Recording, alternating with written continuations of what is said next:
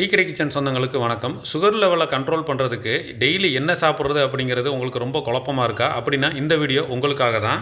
இன்றைக்கி வீடியோவில் சுகர் லெவலை கண்ட்ரோல் பண்ணுறது மட்டும் இல்லாமல் பசியை கட்டுப்படுத்துறதுக்கும் ஒரு சூப்பரான ஹெல்த்தி ரெசிபி தான் பார்க்க போகிறோம். இந்த மாதிரி ரெடி பண்ணி வாரத்தில் ஒரு 3 நாள் நீங்கள் குடிச்சிங்க அப்படின்னா உங்கள் உடம்புக்கு ரொம்பவே நல்லாயிருக்கும். கண்டிப்பாக இந்த மாதிரி ட்ரை பண்ணி பாருங்கள். ஒரு கடாயை எடுத்து அடுப்பில் வச்சுட்டு அடுப்பத்தை வச்சாச்சு. கடாயை சூடாகிட்டு இருக்கு. உளுந்து வந்து ஒரு 100 கிராம் கருப்பு உளுந்து, தோல் உளுந்து நல்லா சுத்தப்படுத்தினதான் எடுத்திருக்கோம்.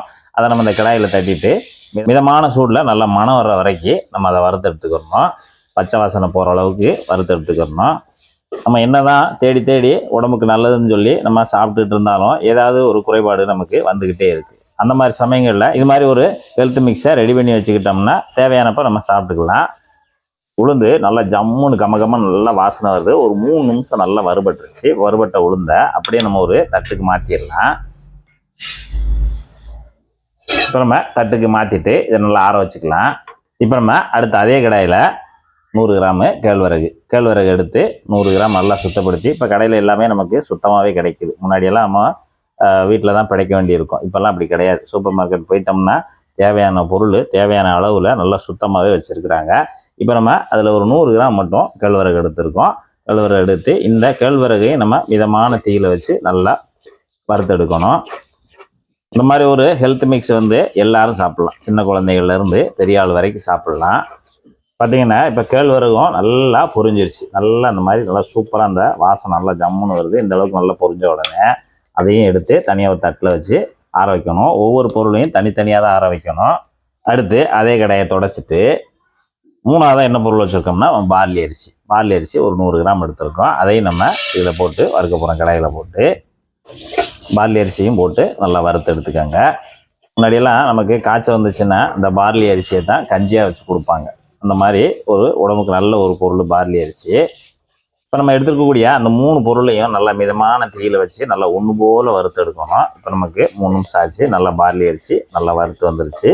வறுத்து வந்த பார்லி அரிசியை நம்ம ஸ்டவ் ஆஃப் பண்ணிவிட்டு தனியாக ஒரு தட்டில் தட்டி இதையும் நம்ம ஆற வச்சுக்கணும். அடுத்து பார்த்திங்கன்னா நம்ம ஏற்கனவே வறுத்து வச்சுருந்தா அந்த உளுந்து அந்த நல்லா ஆறிடுச்சு. ஆறின பிறகு நல்லா ஒரு அரைக்கிற போல் மிக்சி ஜார் எடுத்துகிட்டு நம்ம அதை மிக்சி ஜாரில் சேர்த்துடலாம். நம்ம வந்து ஒவ்வொரு பொருளையும் தனித்தனியாக அரைச்சா தான் அதோட தன்மை எந்த அளவுக்கு அரைப்பட்டு வருன்றது நமக்கு தெரியும். ஏன்னா அது வந்து ஒரு சிலது ஹார்டாக இருக்கும், ஒரு சிலது நைஸாக இருக்கும். எந்த அளவுக்கு நைஸாக அரைக்கணுமோ அந்த அளவுக்கு நம்ம அரைச்சி முடிச்சிடலாம். இப்போ உளுந்தை வந்து அப்படி நம்ம நைஸாக அரைச்சிட்டு இருந்தாச்சு. பார்த்திங்கன்னா நல்லா பவுடராக அரைச்சி எடுத்து வந்தாச்சு. இந்த அளவுக்கு இருக்கணும், ரொம்ப குறப்பாக இருக்க வேண்டாம். இப்போ இதை அப்படியே ஒரு சில்வர் தட்டில் மாற்றிடலாம். கேழ்வரகு ஆற வச்சுருக்கோம்ல, அதுவும் நல்லா ஆறிடுச்சு. ஆறின உடனே அதையும் நம்ம இந்த மிக்சி ஜாரில் மாற்றி இதையும் நல்லா நைஸான பவுடராக அரைச்சி எடுத்துகிட்டு வந்துடணும். 2ஆவதாக நம்ம கேழ்வரகு அதையும் நல்லா பார்த்திங்கன்னா நல்லா நைஸான மாவாக அரைச்சி எடுத்துகிட்டு வந்தாச்சு. இந்த அளவுக்கு அரைச்சிட்டு அதையும் நம்ம ஏற்கனவே தட்டின அந்த உளுந்து மாவோட தட்டிடலாம். அதாவது அடுத்த 3ஆவது பொருள் பார்த்திங்கன்னா பார்லி அரிசி. அதையும் நம்ம அதே மிக்சி ஜாரில் சேர்த்துருவோம். பார்லி அரிசி சேர்த்துட்டு சுக்கு பொடி ஒரு 1/4 டீஸ்பூன் சுக்கு பொடி. நீங்கள் சுக்காக இருந்தால் கூட கொஞ்சமாக தட்டிட்டு உள்ளே சேர்த்துக்கிடலாம். முழு சுக்கு இருந்துச்சுன்னா கொஞ்சமாக நொறுக்கிட்டு உள்ளே சேர்த்துக்கலாம். 1/4 டீஸ்பூன் கொஞ்சம் குறைவாக ஏலக்காய் தூள் இருந்தால் சேர்த்துக்கலாம். இல்லைன்னா ஏலக்காய் இருந்துச்சுன்னா ஒரு 3 ஏலக்காய் மட்டும் உள்ளே போட்டுக்கலாம். இப்போ இதையும் நல்லா நைஸான பவுடராக அரைச்சி எடுத்துகிட்டு வந்துடுவோம். பார்லி அரிசியும் நல்லா சூப்பராக பொடி பண்ணியாச்சு. நல்லா இந்த இதையும் பொடி பண்ணிவிட்டு அதையும் நம்ம தட்டில் சேர்த்துடலாம். இப்போ 3 பொருளையும் நம்ம நல்லா நைஸாக பவுடராக அரைச்சாச்சு. இப்போ 3ஐயும் நல்லா கலந்துடணும்.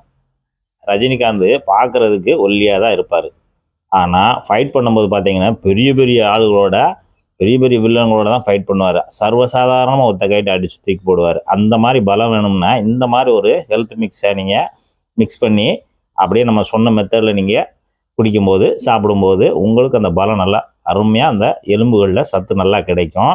இப்போ நமக்கு ஹெல்த் மிக்ஸை நல்லா மிக்ஸ் பண்ணியாச்சு. இந்த அளவுக்கு நல்லா மிக்ஸ் பண்ணிவிட்டு கைட்டே மிக்ஸ் பண்ணுங்க. அவ்வளோ தான் நல்லா கலந்து வரும். நமக்கு ஸ்பூன்கிட்ட கூட நமக்கு சரியாக கலந்து வராது. நல்லா கலந்தாச்சு. இது நம்ம கொஞ்சம் சூடாக தான் இருக்கும், அதனால் கொஞ்சம் நல்லா ஆறட்டும். இப்போ இந்த ஹெல்த் மிக்ஸை வந்து நம்ம எந்த அளவில் எடுத்து எப்படியெல்லாம் சாப்பிடணும் அப்படின்றத நம்ம அடுத்து பார்க்க போகிறோம். அடுத்து ஹெல்த் மிக்ஸ் பண்ணுறதுக்கு இப்போ ஒரு அடுப்பில் ஒரு பாத்திரத்தை வச்சுருக்கோம். அதாவது எந்த அளவுக்கு நம்ம பண்ணுறோமோ அதுக்கு தகுந்தாப்பில் பாத்திரத்தை வச்சுட்டு இப்போ நம்ம ஹெல்த் மிக்ஸு ரெடி பண்ணி வச்சுருக்கோம்ல, அதுலேருந்து ஒரு 100 கிராம் மாவு மட்டும் எடுத்துருக்கோம். எடுத்துகிட்டு இந்த பாத்திரத்தில் சேர்த்துடலாம். நான் இன்னும் அடுப்பு பற்ற வைக்கலை, சும்மா பாத்திரத்தை வச்சுட்டு மாவு மட்டும் தான் சேர்த்துருக்கேன். இந்த மாவில் நம்ம தண்ணி பார்த்தீங்கன்னா சாதாரண தண்ணி தான். சாதாரண தண்ணி ஒரு 1/2 லிட்ரு 1/2 லிட்டர் தண்ணி சேர்த்துருங்க. சேர்த்துட்டு இப்போ நம்ம வந்து முழுமையாக அந்த மாவை கரைச்சி விட்ருவோம். ஒரு கரண்டி வச்சு நல்லா கரைச்சி விட்ருங்க, கட்டி இல்லாத அளவுக்கு. இப்போ இந்த மாவோட கரைசல் பார்த்தீங்கன்னா நமக்கு தண்ணியாக தான் இருக்கணும். தண்ணி வந்து கூட கொஞ்சம் சேர்க்கனாலும் சேர்த்துக்கலாம், ஒன்றும் தவறு இல்லை. நல்லா சேர்த்துட்டு தண்ணி சேர்த்துட்டு நல்லா கலந்து விட்ருங்க. இந்த அளவுக்கு நல்லா தண்ணியாக கலந்துட்டு இப்போ நம்ம அடுப்பு பற்ற வச்சுட்டோம். அடுப்பு பற்ற வச்சுட்டு சட்டி சூடாகிட்டு இருக்கு. சூடாகிட்டு இருக்கும்போது நம்ம விடாமல் கலந்து கொடுக்கணும். ஏன்னா மாவு நமக்கு அந்த கேப் மாவு இதெல்லாம் வந்து அந்த சூடான தண்ணியில் இருக்கும்போது கீழே கெட்டிப்பட்டு வரும். அந்த அளவுக்கு நம்ம உடனே கெட்டிப்பட விட்டுறக்கூடாது, களிமானி கெட்டிப்பட விடக்கூடாது. அதனால் நமக்கு பற்ற வச்சுட்டு நல்லா கலந்து விட்டுட்டு இருந்தோம்னா தான் நமக்கு லிக்விடாகவேவும் நல்லா வெந்து வரும். இப்போ நம்ம அடுப்பு பற்ற வச்சு ஒரு 3 நிமிஷம் ஆச்சு. 3 நிமிஷத்தில் இந்த மாதிரி விடாமல் கலந்து கொடுத்துக்கிட்டே இருந்தோம்னா நமக்கு இந்த மாதிரி வரும். பார்த்தீங்கன்னா இந்த மாதிரி வரும். நம்ம இப்போ இந்த இடத்துல சில பொருட்கள் சேர்க்கணும். இது வந்து பூண்டு, 2 பல்லு பூண்டை நம்ம நச்சு வச்சுருக்கோம், அதை நம்ம உள்ளே சேர்த்துக்கலாம். ஒரு 1/2 டீஸ்பூனு ஜீரகம், அதையும் உள்ளே சேர்த்துடலாம். சேர்த்துட்டு கலந்து விடுங்க. அடுத்து ஒரு 1/4 டீஸ்பூனு தூள் உப்பு, ஒரு 1/4 டீஸ்பூனு மிளகுத்தூள் சேர்த்துட்டு நல்லா கலந்து விடுங்க. இன்றைக்கி நம்ம ரெடி பண்ணியிருக்கக்கூடிய அந்த ஹெல்த் மிக்ஸை வந்து நம்ம காரக்கஞ்சி மாதிரி ரெடி பண்ணியிருக்கோம். இது வந்து சிலருக்கு வந்து இனிப்பு பிடிக்கும், சிலருக்கு வந்து கொஞ்சம் காரமாக சாப்பிட பிடிக்கும். காரமானால் நம்ம இன்றைக்கி பச்சை மிளகா அந்த மாதிரி எதுவும் கிடையாது, நம்ம மிளகு காரம் மட்டும்தான். இந்த பூண்டு, இஞ்சிக்கு பதிலாக நம்ம ஏற்கனவே சுக்கு சேர்த்துருக்கனால நம்ம இந்த இடத்துல இஞ்சி சேர்க்கலை, வெறும் பூண்டு மட்டும் சும்மா தட்டி போட்டிருக்கோம், அவ்வளவுதான். இப்போ இதெல்லாம் நல்லா வெந்து வரணும். இப்போ நீங்கள் இந்த இடத்துல காரக்கஞ்சி வேணால் இந்த டைப்பில் பண்ணிக்கலாம். இல்லை உங்களுக்கு இனிப்பு தான் பிடிக்கும் அப்படின்னா நம்ம இதே போல் ரெடி பண்ணிவிட்டு தேவையான நாட்டு சர்க்கரை, வெல்லம், இல்லைன்னா கருப்பட்டி எதுனாலும் சரி இந்த இடத்துல நம்ம தேவையான அளவு கொஞ்சமாக நல்லா உள்ளே தட்டி போட்டு இல்லைன்னா கரைச்சி அப்படியே உள்ளே ஊற்றி நம்ம இது போல் கிண்டிக்கலாம். இந்த மாதிரி ஹெல்த் மிக்ஸு அது போலையும் இனிப்புலையும் ரெடி பண்ணிக்கலாம், இந்த மாதிரி காரமாகவும் ரெடி பண்ணிக்கலாம். இப்போ நீங்கள் இனிப்பில் ரெடி பண்ணும்போது உப்பு, சீரகம், பூண்டு இதெல்லாம் நீங்கள் தவிர்த்துட்டு இனிப்பு மட்டும் சேர்த்துக்கங்க, சரியாக இருக்கும். மற்றதெல்லாம் இதே மெத்தடு தான். நல்லா பார்த்தீங்கன்னா நமக்கு அந்த காரக்கஞ்சி சூப்பராக தயாராகிட்டு இருக்கு. ஏற்கனவே நமக்கு அந்த மாவு எல்லாமே நல்லா வறுத்ததுனால இது ரெடி பண்ணுற நேரமும் நமக்கு கொஞ்சம் கம்மியாக தான் ஆகும். இப்போ நம்ம இந்த கஞ்சி ரெடி பண்ண ஆரம்பித்து ஒரு 7 நிமிஷம் ஆகும். இந்த கஞ்சி ரெடியாக நமக்கு அந்த மாவு நல்லா வெந்து வரும். அதுக்காக ஒரு 7 நிமிஷம் 8 நிமிஷம் கூட எடுத்து மெதுவாக கலந்து விட்டு இது மாதிரி வேக வச்சுக்கணும். இப்போ நமக்கு ஒரு சூப்பரான ஹெல்த் மிக்ஸு அருமையாக தயாராகிடுச்சு. இப்போ நம்ம ஸ்டவ் ஆஃப் பண்ணிவிட்டு இதை அப்படியே நம்ம பவுலுக்கு மாற்றி குடிக்க ஆரம்பிக்கலாம். இந்த ஹெல்த் மிக்ஸை அப்படியே ஒரே ஒரு கிண்ணம் எடுத்து